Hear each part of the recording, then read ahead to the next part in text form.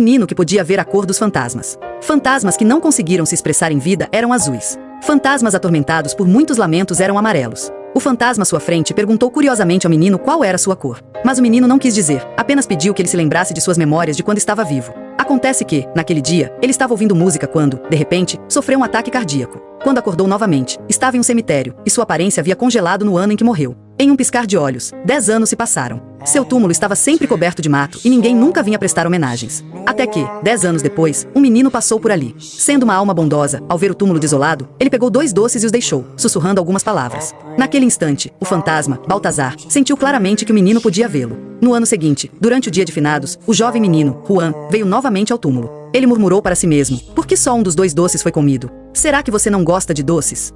E Baltazar, também falando sozinho, respondeu em pensamento: eu gosto de chocolate e churrasco. E com este calor, lembre-se de usar um chapéu pequeno.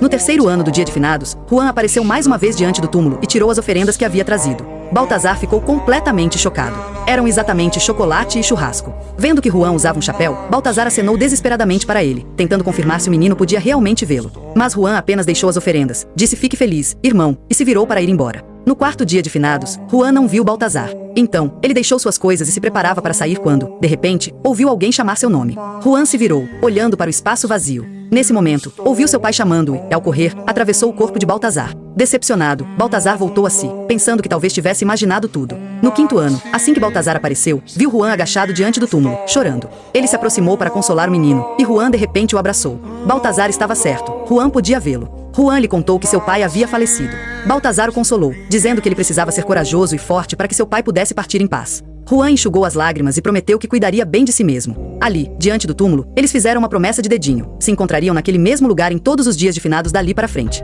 Logo chegou o sexto ano. Baltazar chegou cedo ao túmulo, esperando por Juan. Mas, por mais que procurasse na multidão, não havia sinal dele. Um ano se passou, e depois outro, e mais outro. Juan nunca mais apareceu.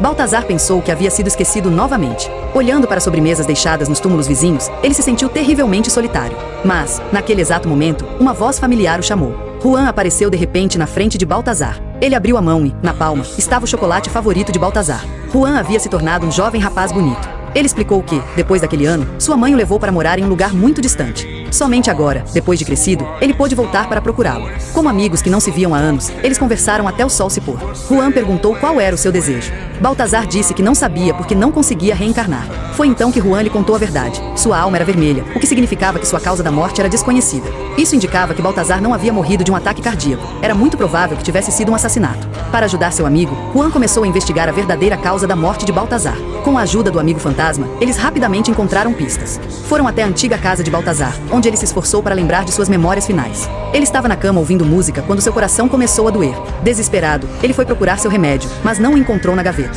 Ele acabou desabando no chão. E, em seu último momento de consciência, um homem apareceu diante dele, seu amado tio. Nesse exato momento, o tio, ouvindo um barulho dentro da casa, abriu a porta. Juan aproveitou a oportunidade para questioná-lo sobre a morte de Baltazar. No início, o tio negou tudo, mas Juan apresentou as provas que havia encontrado. Pressionado, o tio finalmente confessou a verdade. Os pais de Baltazar haviam morrido cedo, deixando uma herança enorme. Ele morava com o tio, mas este havia falido nos negócios e acumulado uma dívida gigantesca que não conseguia pagar. Tomado pela ganância, ele fez com que a babá adulterasse o remédio de Baltazar, o que provocou o ataque cardíaco fatal na sua frente. Com toda a verdade revelada, Baltazar finalmente pôde partir em paz. Diante de seu túmulo, em meio às lágrimas de Juan, a figura de Baltazar começou a se dissipar lentamente. Mais um dia de finados chegou. Juan foi sozinho ao túmulo. Ele pegou o mesmo tipo de doce que havia oferecido a Baltazar da primeira vez. Mas, ao se virar para ir embora, ele viu mais uma vez aquele sorriso familiar.